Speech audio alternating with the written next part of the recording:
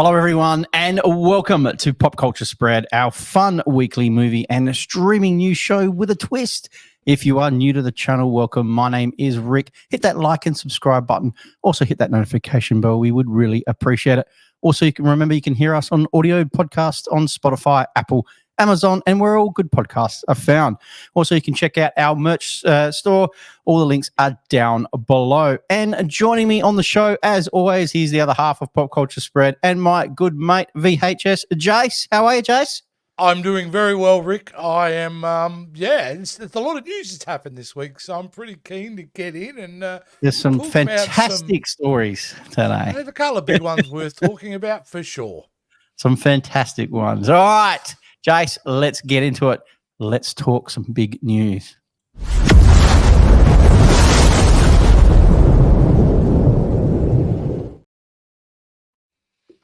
Well, you can't get any bigger than this, Jace.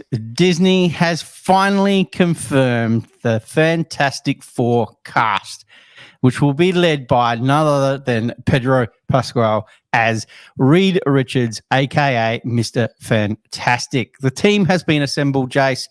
This is exciting news. This is fantastic news. What do you think of the lineup, mate, or who they have cast? It's a great cast. I'm sure there's controversy out there, Rick, about who is cast, but honestly, I couldn't be happier. I mean, Pedro Pascal wouldn't have been my first choice, but he's still an excellent choice. Vanessa Kirby, she's really good as well. You may notice her in things like Hobbs and Shaw, Rick. She was awesome. Yeah, so, no, she's a fantastic actress. We've also got Joseph Quinn, that rock and heavy metal dude. Yes, from Stranger Things. Nice. Great cast. And Ebon Moss-Baccarat, he's one of those actors you got to check him out. You would have seen him in stuff before. He's pretty well an independent guy. But again, an excellent choice. But this photo, Rick, is what got me really excited. It wasn't the picture and the cast that got me excited. It was this photo. The logo. It was the logo, Rick. The logo. Because I tell you why. If I zoom in a little bit here, which I'm going to do. Yeah. If you have a look at this logo, Rick, what does that logo say to you? It's very old school, 60s. Yeah, inspired. Very original when it first came out. So you know what it says to me? And based on that image alone, this is set in the 60s or early 70s. Late 60s, early 70s. And the reason I say that is just look at the design. It's very retro sci-fi, as I call it. Yep. Have a look. There he is as an astronaut. That is a bit more of a modern one, but it is definitely it may even be set in the 80s. It may even be an 80s, but it is definitely a retro film. And dude, who are they? They're bringing in Herbie. That's awesome. Herbie, who was introduced in the cartoon in the late 70s. He is a character in there. That's amazing. I can't believe it. What have I been saying for years, Rick? Come on. What have I been saying for years? What did they need to do with Fantastic Four? Set it back in the 60s. Yep. Set it in the past. Strip it back. Yep. Strip it back. And that's what they're doing. So I am delighted in the way they're going. And I think it's the fresh air that Marvel needs. They have to nail this. They have to. And I think the very early steps that they're making are the right steps. So I'm going to be very interested in the process of making this movie and be keeping my eye on it because, they don't get this right. It's game over for the Fantastic Four. As a franchise, Gonski. But no, so far, even that one image, it's amazing. So you like the image and you like the casting. We're set. We're good. And what it implies, I'm very excited about. Yeah, we all know what Marvel's like. They put these little hidden Easter eggs here and there. So there'll be more. But I mean, look at their outfits, dude. I mean, look at their outfits. I mean, come on. That is definitely a retro style outfit, you know. The astronaut photo throws me off a little bit because it could be a 60s or early or even 80s. But yeah, it is definitely in a retro style. And I mean, you don't make it that type of font and that type of No. look and design. No, that's right. Unless that's what you're trying to send the message to the audience. This is what we're doing. So no, brilliant stuff. I in a week where we had Deadpool 3 trailer. I know. Deadpool Wolverine, so much content. which was incredible. This got me really excited as well. So well, mate, we are going to be talking a bit more about it all, mate. So let's get into what's in other news.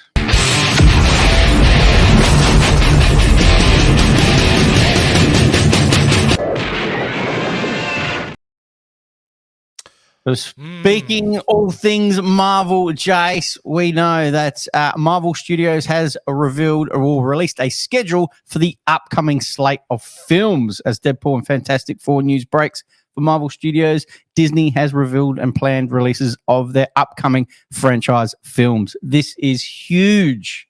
It's definitely worth having a look and just commenting on, though, isn't it? I mean, just look at what's coming out this year, and there's some really interesting things. We've got the first Omen. Who cares? The Omen films, whatever. But Kingdom of the Planet of the Apes, solid trailer, Rick. Did you like the trailer for that one? Enjoyed it. Loved it immensely. Yeah, that looks really good. So I think that's that comes out through 20th Century Studios, the old 20th Century Fox. Disney has a film coming out called Young Woman and the Sea. I have no idea what it's about. But I do know about Inside Out 2, which is the Pixar release that will be coming out in June. And the big one is at the end of July, Deadpool and Wolverine. And like we said, that trailer, oh, what a great trailer. They gave you enough, but they didn't give you too much, which was awesome. So that was really good. Alien Romulus. No. It originally was going to be a Hulu movie, but they put enough faith in it. They think the movie's that good. They've given it a theatrical release. Wow. Okay. Which I thought was really interesting. We've got an untitled Disney movie coming. I don't know what that is. But really, the next one notable is Moana 2. Yeah. And then we get Mufasa, the Lion King, which I don't know if that's animated or it's CGI, but it's all about the Lion King's dad, Mufasa. It's like a prequel film. Like we need another prequel. Like we need more. So really, that's what Disney's releasing in 2024. And what do you notice out of that, Rick? What's the big thing that I took away from that list? There's not much streaming, really. There's not much Marvel stuff. No, this is only theatrical films. Yeah. No, you just said it then. Marvel. One film. Marvel. Correct.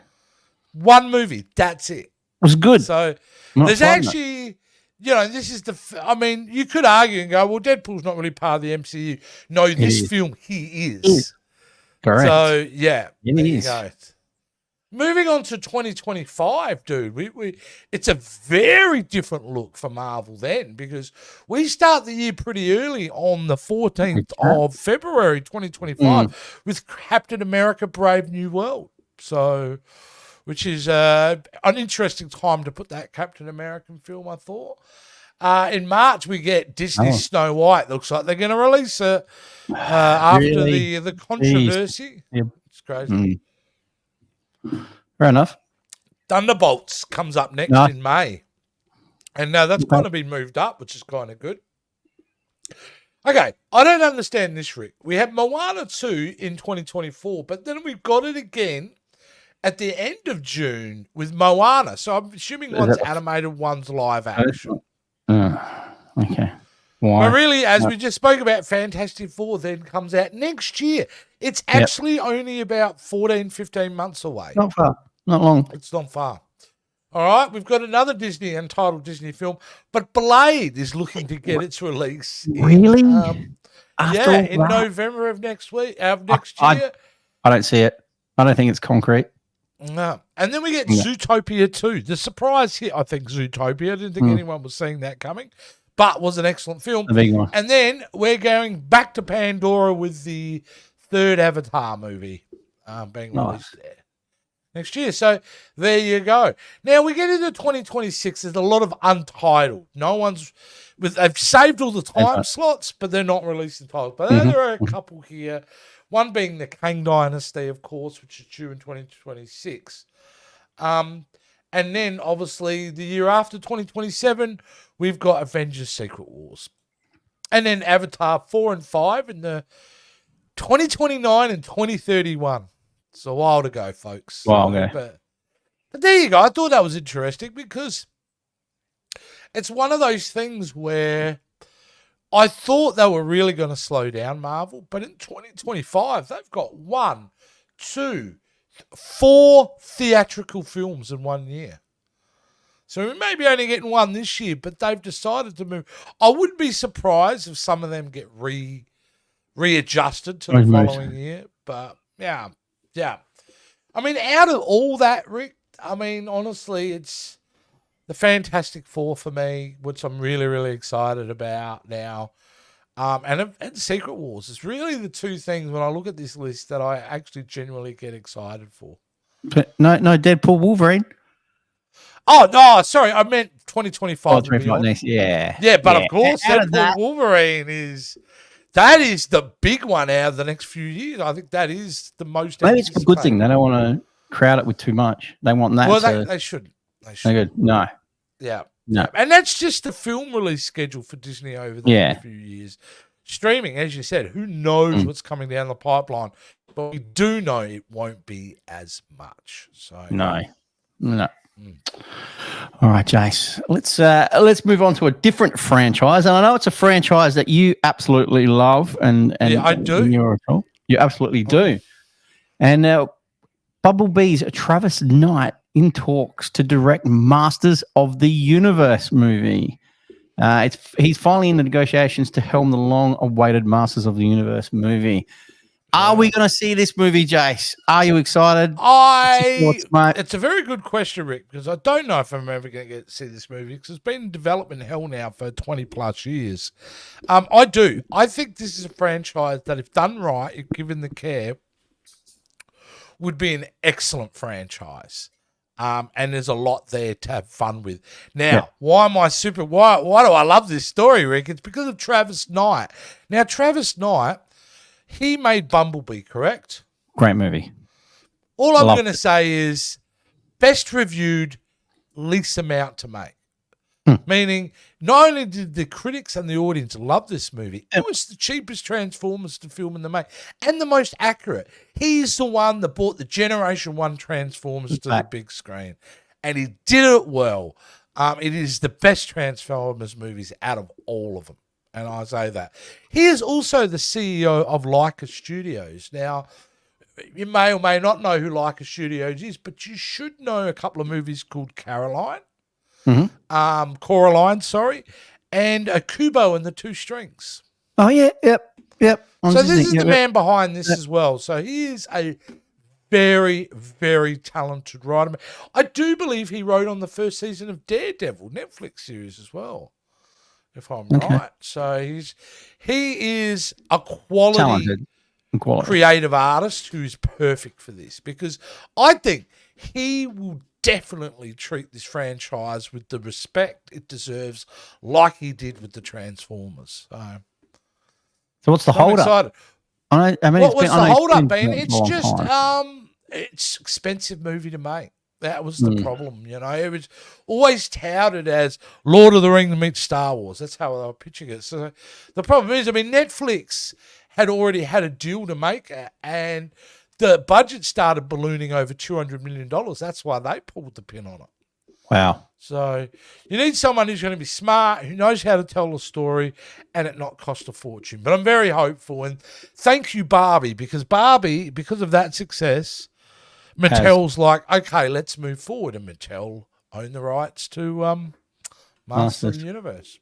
So, no, I'm really excited. I don't know about you, Rick. Would you like to see something like that? I do. You know, I mean, don't get me wrong. The Dolph Lundgren, you know, it's had its time, that movie, you know, but it's part of everyone's childhood, and it's nostalgia. And you're right, if they can nail it and it be successful, like, so I really enjoyed Bumblebee because of the roots that it had, and it had that nostalgia, and you know, you remember it when you were a kid. That's what Bumblebee was.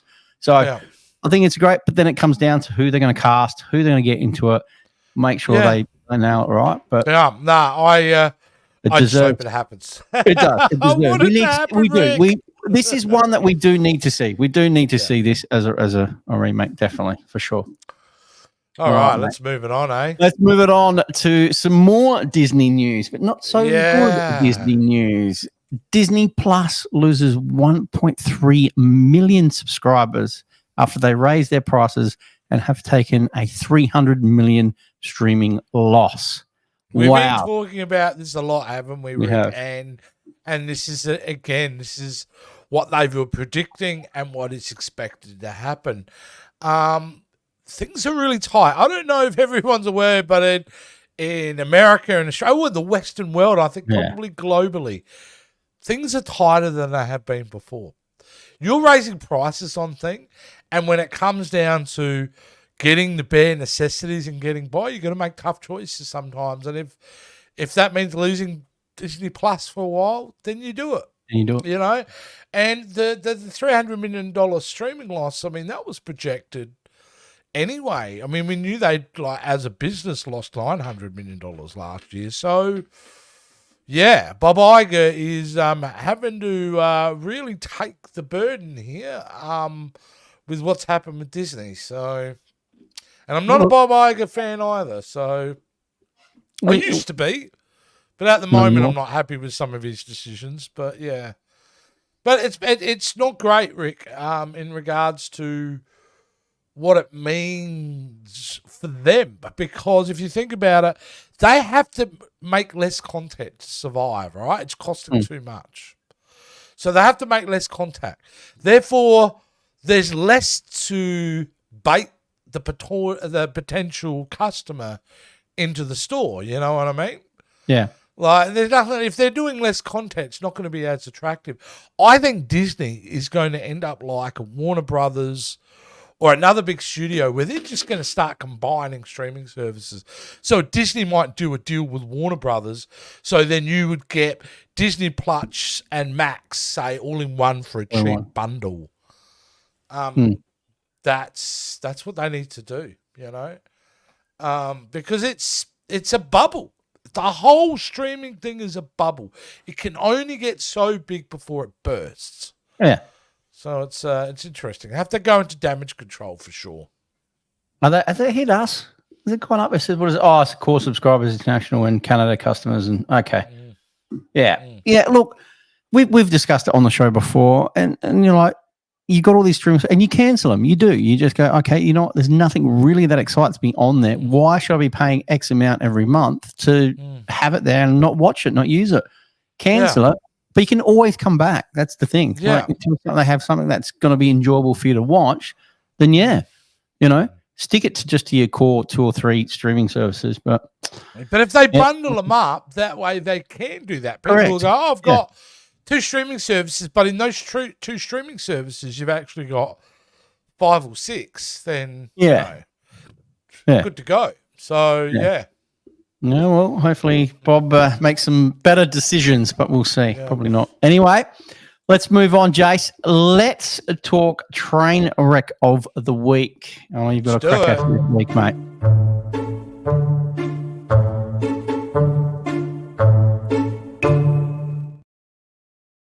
Who's in the train wreck? Ricky. Mate? Well, one of the great comedy groups of all time. If you think about if you've got the Beatles for music, with comedy, Monty Python has got to be up there, right? It's got to be at that level, Monty Python. And it doesn't matter where you come from around the world, Monty Python is amazing and funny and crosses all boundaries. However, because of their genius, they don't all get along. And according to John Cleese, who's responded to his fellow Monty Python Eric Idle, we have always loathed and despised each other. Now, that would be said with tongue in cheek, but they are not without their problems, because according to this article, the money's been drying up, and they're accusing, I do believe it's Terry Gilliam's daughter, or is it Michael Palin's daughter? No, it's Terry Gilliam's daughter who's been managing them. The others are kind of accusing her of, well, one of them's gone in and accused her of, hey, where's the money type of thing, Eric Idle, and Cleese is pretty upset about it. And basically tweeting, no, I've worked with her for years. She's fantastic. So, yeah, there's always tension in the comedy. But it's sad, isn't it, Rick? It's sad that after all these years, and all the things they've gone through, they can't kind of just get along in their final years. You know what I mean? And just... There's the key word there, Jason. The final years. They're all getting on, mate. They're all getting on. I mean, we're going to see these guys start dropping like flies in the next 10 years, without question. So, yeah, it's a bit of a train wreck and a sad train wreck. You don't want to see this train wreck. You want these guys to... That kind of stuff shouldn't be public. Shouldn't have been out there for the world. Why put it out in the public? Why would John... Yeah, I mean, that's Eric Idle for you, He's, decided to stir it up publicly. And that's a shame because none of them are starving. So clearly they get all their royalties from, Yeah, whatever. But that's what we say. The royalties have dried up on things. Yeah, they still be getting them though, surely. I mean, there's a lot of reruns of, their movies. And I'm sure they're okay. And, at the end of the day, I just think it's very sad that these surviving members can't just get along. Be proud of what they achieved together. Yeah. Most of them went on to have great individual careers as well, but they did something extremely special together. So, yeah. Well, that's how I feel anyway. We still love Monty Python. It's not going to change out. No way. All right. Well, Jace, that about wraps it up for the week, mate. We have covered all the big news. There's a lot that we spoke about, which was fantastic. Guys, thanks for joining us. Guys, if you want to check out more of me, I'm obviously on this channel. You can check me out on some trailer reactions that we do, and there's a whole back catalogue that you can check out as well. So you can catch me on this channel and a whole heap of other social media sites. They're all links are down below. Jace, you want to tell everyone where they can catch you because you are in a few other channels as well, buddy? Yeah. You can come and check me out. Go check me out on TikTok. Come and say hello to VHS Jace. I put a lot of clips up there of old nostalgic kind of entertainment. So say hello to me there. You can also find me over in the Jason Roy Gaston channel. Get on YouTube, search Jason Roy Gaston, and you'll find us lots of fun shows there. You can also find me occasionally, including this week, on the Captain's Quadrant with Captain Joe, Dove, and of course Jason there. We were talking Star Trek VI: The Undiscovered Country, one of the great Star Trek films, so that was enjoyable. And if you're a Doctor Who fan, go check out the boys in the console room. They always talk Doctor Who, so they're enjoying it. So good for them, and go support them.